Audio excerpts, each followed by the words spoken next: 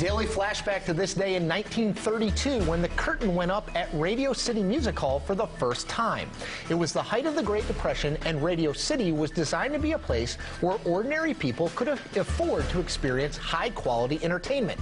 79 years later, more than 300 million people have seen shows at Radio City Music Hall, and it is still the largest indoor theater in the world.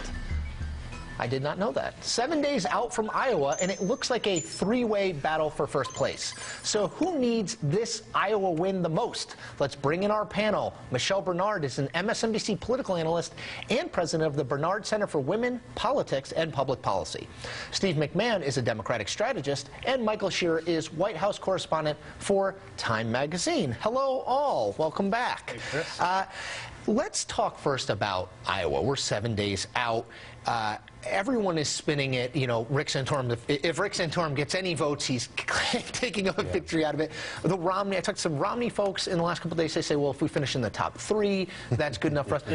Who needs this win the most, Mike? The second-tier crowd needs the win the most. I mean, Romney can survive a little bit of a disappointment here. Ron Paul could probably come in pretty much anywhere, and he'll still get votes going through. But you have Michelle Bachmann, Rick Santorum, and Rick Perry, who, if they don't perform very well, meaning in the top three, it's really hard to see how they have an argument going into New Hampshire. And what they're trying to do is get to South Carolina and hoping that South Carolina finally gives them that boost. And, Michelle, Iowa, the Iowa defenders, and they are legion, say this won't pick the nominee, but it will winnow down the field. Let's say if Newt Gingrich finishes second, whether Ron Paul or Mitt Romney wins, if Newt Gingrich has finished second, can he can stay in the race? He's still a viable candidate. I think he's still a viable candidate, but the problem that Newt Gingrich has, for example, is the fact that he's not going to be on the Virginia ballot.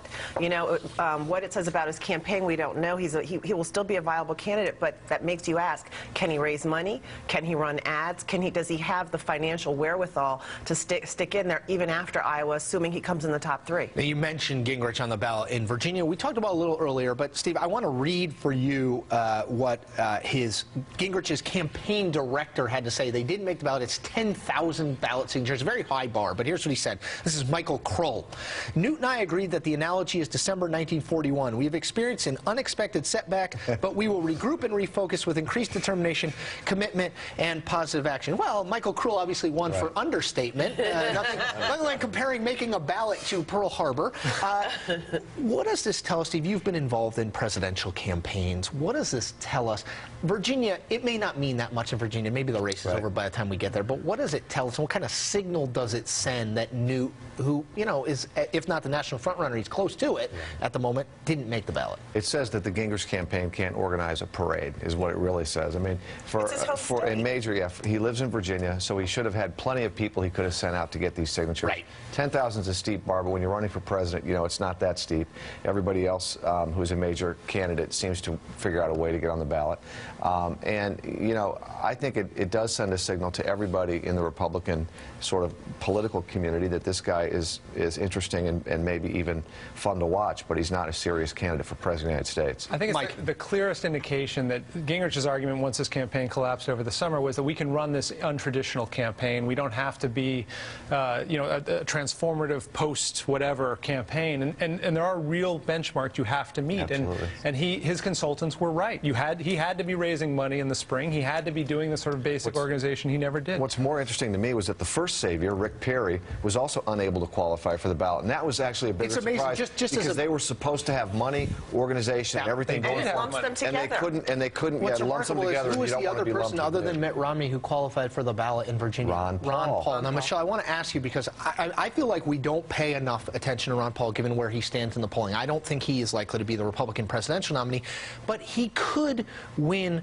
Iowa. What does that say either about the Republican Party or about where this race goes forward if Ron Paul, even by a small margin, wins the Iowa caucuses a week from today? Number one, I would say first and foremost, if Ron Paul wins the Iowa caucuses, we're going to see people do a lot more in-depth analysis of who Ron Paul is, what he stands for. We're already seeing some of it with the newsletters. We've seen some of it, and I think because of the holiday season, we sort of got away from that. But But these are questions of moral character that absolutely have to be asked about Ron Paul. And if he does very well in Iowa, I think the entire nation will sit back and say, we might have a problem here, and we need to really take an in-depth look at his, for example, his politics when we talk about foreign policy, how he truly feels about the United States government. Most people, I would venture to guess, love our country. So when Ron Paul says, for example, seems to be siding over Iran, with Iran over the United States, it's a huge problem. Now, one person we haven't talked about is the guy who I think most people I talk to think is going to be the nominee, which is Mitt Romney. Yeah.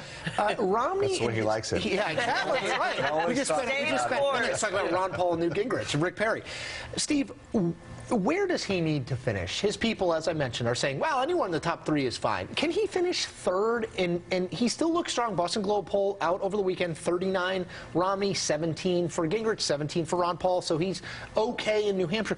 But can he sustain the momentum he needs if he finishes 3rd behind Paul and Gingrich? I actually think he can. And I think for Mitt Romney, whose argument from the beginning has basically been, you have no other choice. Yeah. I'm the inevitable nominee. Which I love. Finishing just 3rd quickly behind 2 people like Newt Gingrich and Ron Paul, or even Rick Santorum and Ron Paul, I think makes the case for him. You have no other choice. You better pick me sooner rather than later, because I'm going to be the nominee. Look at these 2 people. And I would say, just to your point, in a piece by John Heilman in New York Magazine, they've got a Romney advisor on background saying there's no scenario under which I don't see us as the nominee, which is they probably believe. It is what they believe. You don't necessarily want it out there. I'm not sure it's true, by the way, but it's what they believe. Imagine if we see Ron Paul or Newt Gingrich coming in 1st and 2nd in Iowa, I think there's an argument to be had that after looking at those 2 characters, a lot of people, particularly independents and people who are just right of center and just left of center, might actually find Mitt Romney a lot more appealing after looking at who's 1 and 2 coming out of Iowa. And I think that will be,